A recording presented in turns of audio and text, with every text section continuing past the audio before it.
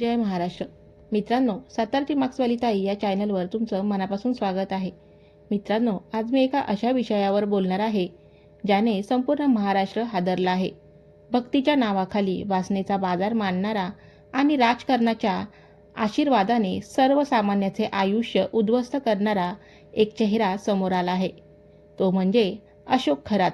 हा केवळ एक भोंदू बाबा नाही, तर ही एक विकृती आहे. मित्रांनो, एका बाजूला श्रद्धा असते आणि दुसऱ्या बाजूला असतो अंधविश्वास. याच अंधविश्वासाचा फायदा घेऊन अशोक खरातने आपले जाळे विणले. तो लोकांना ओशनोजल नावाचे एक तीर्थ द्यायचा. पण तुम्हाला माहीत आहे का, या तीर्थात काय असायचे? मिळालेल्या माहितीनुसार हे साधे तीर्थ नसून त्यात खोकल्याचे सिरप आणि वायाग्रा सारखी उत्तेजक औषधं मिसळलेली असायची. मोठी राजकारणी, अधिकारी आणि सेलिब्रिटी आपली हेलिकॉप्टर आणि गाड्या पाठवून हे ओशनोजल मागवायचे.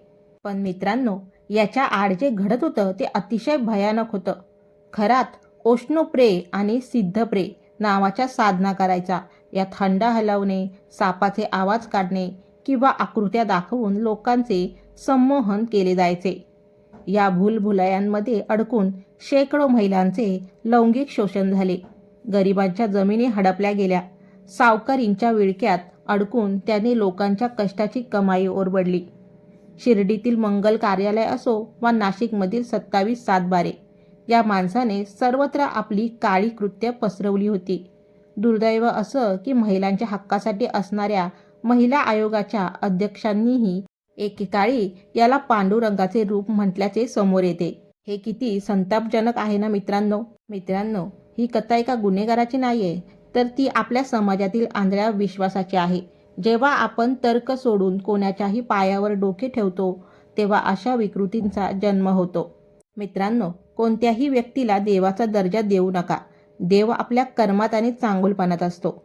जर तुम्हाला कुठेही फसवणूक किंवा शोषण होत असल्याचे जाणवले तर गप्प बसू नका, आवाज उठवा. राजकारण आणि धर्म याची जेव्हा अशी भयानक सांगड घातली जाते, तेव्हा नुकसान सामान्य माणसाचेच होते. सतर्क रहा आणि सुरक्षित रहा. अशोक खरात सारख्या विकृतांना समाजात जागा मिळता कामा नये. त्यांना कडक शासन व्हावे हीच आपली मागणी आहे. मित्रांनो, तुम्हाला याबद्दल काय वाटते कमेंटमध्ये नक्की सांगा. व्हिडिओ आवडला असेल तर लाईक करा, शेअर करा आणि आपल्या चॅनलला सबस्क्राईब करायला विसरू नका. पुन्हा भेटू अशाच एका नवीन महत्त्वाच्या विषयासह. तोपर्यंत धन्यवाद.